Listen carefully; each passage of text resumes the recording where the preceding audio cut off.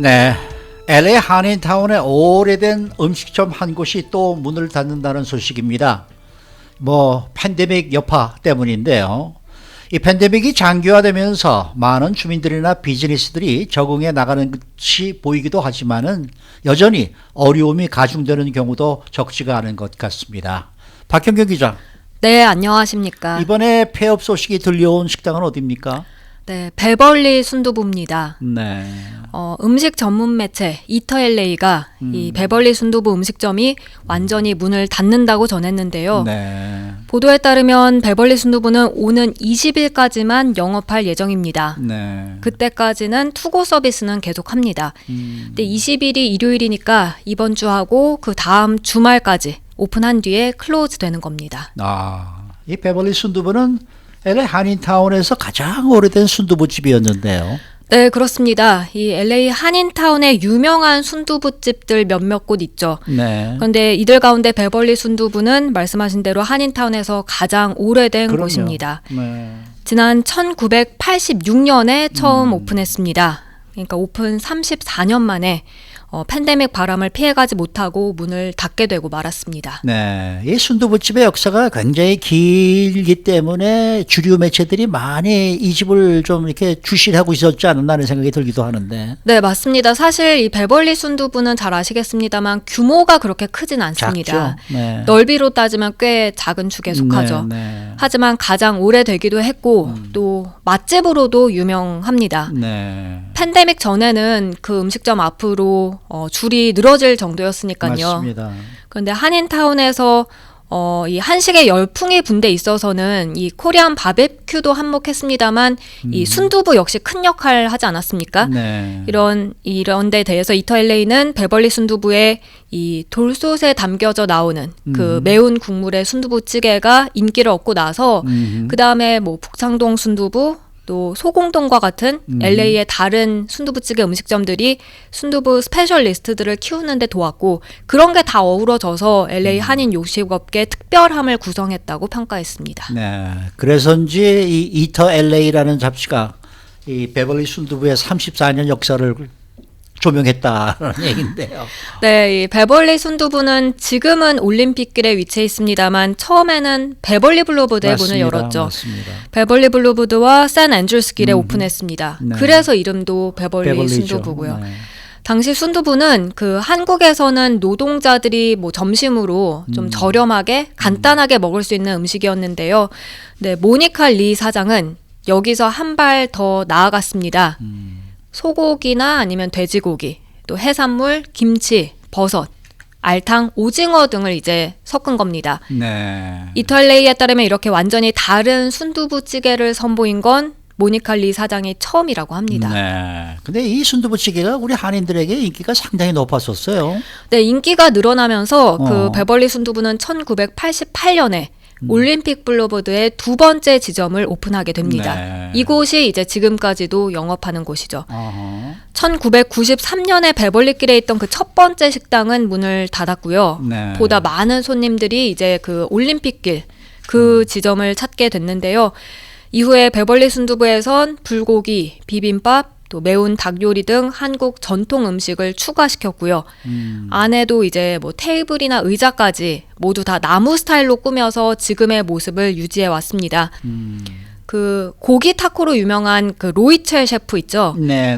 로이첼 셰프도 베벌리 순두부집을 자신의 favorite LA 식당이다 이렇게 앤서니 블루댕의 그 파트 언노운 영상 네. 인터뷰에서 밝히기도 했습니다. 저도 그 TV 프로그램 봤었어요. 네. 그리고 저는 이 집에 가면은 꼭 순두부 시키고 그 다음에는 오징어 구운 거, 네, 그걸 꼭 시켜서 먹었었는데 상당히 맛있었어요. 그리고 예전엔 그 영양솥밥인가요? 그런 게 또 있어가지고 네. 그것도 굉장히 맛있게 먹었던 기억이 있습니다. 정말 제가 아주 자주 가던 그런 순두부찌개 집이었는데 좀 안타깝네요. 네, 그렇습니다. 이게 아무래도 이렇게 음식점들이 문을 닫는 거는 팬데믹 때문이죠. 네, 맞습니다. 네. 이 베벌리 순두부는 팬데믹 초반에 몇 달간 문을 아예 닫았었습니다. 네. 그 후에 다시 문을 열고 이때 이제 투고 서비스를 시작했는데요. 모니칼리 사장의 그 두 딸들도 사실 다른 일을 하면서 지난 몇 년간 이 식당 일을 도와오고 있었습니다. 네. 그래서 이 딸들 얘기를 들어보면 엄마는 이 식당에 110% 노력을 쏟아부었다 이렇게 전했고요. 네, 네. 근데 여기서 야외 영업만 한다든지 아니면 뭐 안에서 제한적인 수용 인원으로 영업한다든지 하는 건 이해하기 어려운 부분이 있다고 전했습니다. 네. 특히 베벌리 순두부는 안에가 이제 좁으니까요. 좁죠. 예, 수용 인원이 뭐 한 40명 정도인 그런 곳에서는 이런 게 다 말도 안 되는 얘기라고 했는데요. 그리고 또 일부에선 그 베벌리 순두부가 한남 체인 맞은편 쪽에 있지 않습니까? 그렇죠. 그래서 올림픽길에 보면 항상 관광버스들이 많이 대기해 있었는데 그 팬데믹 전에는 그래서 거기서 관광객들이 이곳 베벌리 순두부를 좀 많이 찾았던 것으로 보입니다. 네. 근데 관광객들이 이제 여행 급감하면서 관광객들도 줄고 줄고. 이러면서 또 그 여파가 있지 않았나 이런 분석까지 나오고 있습니다. 그 집은 사실 한국 분들도 많이 오시지만은 외국인들이 많이 오던 그런 집이었거든요. 네, 그렇습니다. 네, 그래서 좀 어떻게 보면은 한인타운을 대표하는 이 주류 사회의 한인 식당을 대표하는 그런 이제 식당 중에 하나였던 걸로 제가 기억을 하는데 뭐 매출이 줄다 보니까 어쩔 수는 없었겠지만은 주인 입장에서도 이렇게 문을 닫는다는 게 쉽지가 않았을 것 같아요.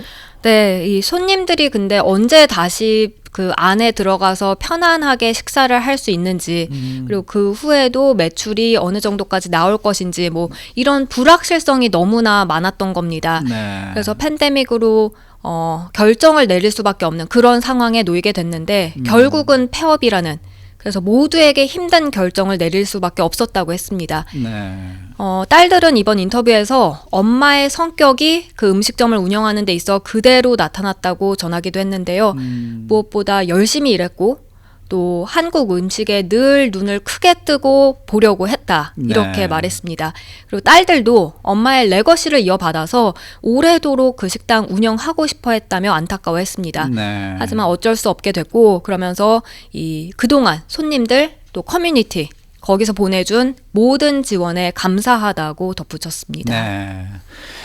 이제 백신이 발명이 되고 이제 모든 활동이 정상적으로 돌아가서 식당들도 예전처럼 많은 손님들을 한꺼번에 받아서 식사 제공을 할 수 있다. 그런다 그러면은 그때 가서 다시 한번 또 도전해 보는 것도 괜찮지 않을까? 네. 그 맛을 기억하는 사람들이 과연 다시 나중에 다시 문을 연다고 해도 찾아올 수 있을까? 저는 찾아가리라고 보거든요. 네, 그러니까 모든 것이 다 정리가 된 다음에 또 다시 한번 트라이를 해보시는 것도 좋지 않을까 이렇게 기대를 해보네요. 네. 네.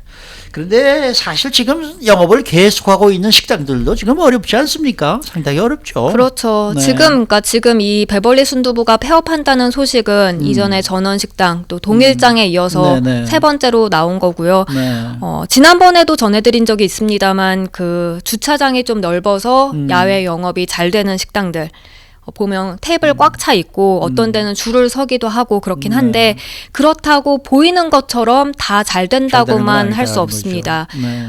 물론 잘 되는 곳에선 팬데믹 이전 그 실내 영업할 때처럼 거의 뭐 따라잡았다 그런 식으로 말하는 곳도 있긴 한데요. 그렇지만 대부분이 어렵긴 하고요.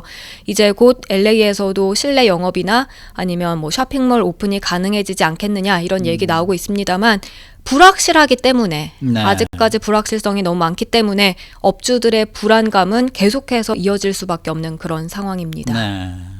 자, 이런 가운데 하버드대 비즈니스 스쿨에서는 지금까지 살아남은 스몰 비즈니스들이 앞으로 하면 좋은 것들에 대해서 이렇게 전했다는 소식이 있는데 어떤 내용입니까? 네, 지금까지 팬데믹에서 살아남았다면 앞으로 어떻게 해야 할지가 중요하다는 얘기였는데요. 네. 하버드 비즈니스 스쿨의 캐런 밀스 시니어 펠로우는 다음과 같은 것들을 해보라고 제안했습니다. 첫 번째는 역시 그 온라인 상에서의 영업입니다. 근데 지금까지는 사실 그러면 웹사이트에 관련한 내용이 많았잖아요. 웹사이트 아직 개설하지 않았다면 지금은 이제 만들어서 운영해야 할 때다. 아니면 뭐 이제 코로나 사태 때문에 손을 대지 않고 페이를 할 수 있는 그런 뭐 최첨단 장비를 한번 구비해봐라. 이런 조언이나 내용이 많았고 네. 그런 걸 저희가 전해드린 기억이 나는데요. 그렇죠. 근데 밀스는 이 웹사이트 개설이나 그런 최첨단 기술을 이용하지 않더라도 그 전에 좀 더 적극적으로 활용할 수 있는 것들을 다 찾아보라고 했습니다. 네. 그 중에서도 이제 추천한 건 소셜 미디어와 이메일입니다. 사실 이 웹사이트 오픈하는 건 머뭇거리게 좀 될 수 있는데요. 근데 이미 있는 그런 소셜 미디어 그리고 이메일을 활용하는 건 그렇게 어렵지 않게 쉽게 시작할 수 있다는 평가입니다. 그리고 실제로 그 소셜 미디어 인스타그램 같은 거 이용해서 비즈니스를 더 활성화한 사례를 쉽게 찾아볼 수 있다고 덧붙였습니다. 네. 그런가 하면은 좀 작은 비용도 신경 써서 더 줄여보라 라는 조언도 했다고요? 네, 비즈니스 하시는 분들이면 누구나 그렇게 하지 않을까 싶긴 한데요. 네. 하지만 생각지도 못한 곳에서 비용 줄일 수 있다는 지적입니다. 네. 예를 들면 건물주나 아니면 서플라이어에 맺은 계약을 재협상할 수는 없는지, 그리고 부채를 리파이낸스 할 수는 없는지, 또 지금 우리 비즈니스에서 다루는 그 키 아이템들을 좀 더 나은 조건으로 취급하는 새로운 서플라이어는 없는지 찾아보고요. 네. 그리고 손님이 많은 시간대에만 문을 열고 나머지는 이제 문을 닫는다면 그때 그 전기료는 얼마나 줄어들게 될지 뭐 이런 것도 다양한 걸 계산해 보라고 했습니다. 네. 그러면서 이 한 달 기준으로 장부를 정리를 한다면 이제는 매일매일 하는 걸로 바꿔서 보다 빠르게 그런 문제점들에 대처해 나갈 수 있게 하는 게 중요하다고 했습니다. 네. 그리고 또 한 가지 단골 손님이나 아니면 그 좀 더 높은 그런 비용을 쓰고 가는 손님들의 소비 패턴을 분석해 보라고 했는데요. 네. 이들이 사가는 것에 단순히 매출이 오르는 것뿐만이 아니라 여기에 네. 더해서 좀 더 큰 영향력을 행사할 수 있기 때문입니다. 뭐냐면 이들의 구매 파워 뒤에는 입소문을 내줄 수 있는 그래서 공짜로 홍보를 그렇죠, 해줄 수 그렇죠. 있는 그런 엄청난 파워를 갖고 있기 때문이라고 전했습니다. 네. 그 CNBC가 3개월 전쯤에 그 서베이 먼키와 스몰 비즈니스 대상으로 조사한 걸 보면요. 64%는 지금과 같은 조건으로 그래도 한 1년 정도는 더 버틸 수 있다. 이렇게 밝혔거든요. 네. 그래서 그런 긍정의 힘이 좀 더 지속될 수 있기를 한번 희망해 봅니다. 네.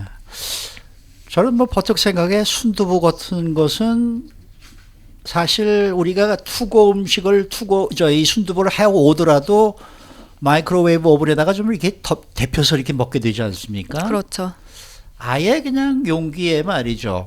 다 모든 거를 믹스해서 집어넣어서 단순히 집에 가서 끓여 먹을 수 있도록 이렇게 좀 인스턴트식으로 개발을 하면 어떨까 그런 생각을 좀 많이 해봤던 기억이 있어요.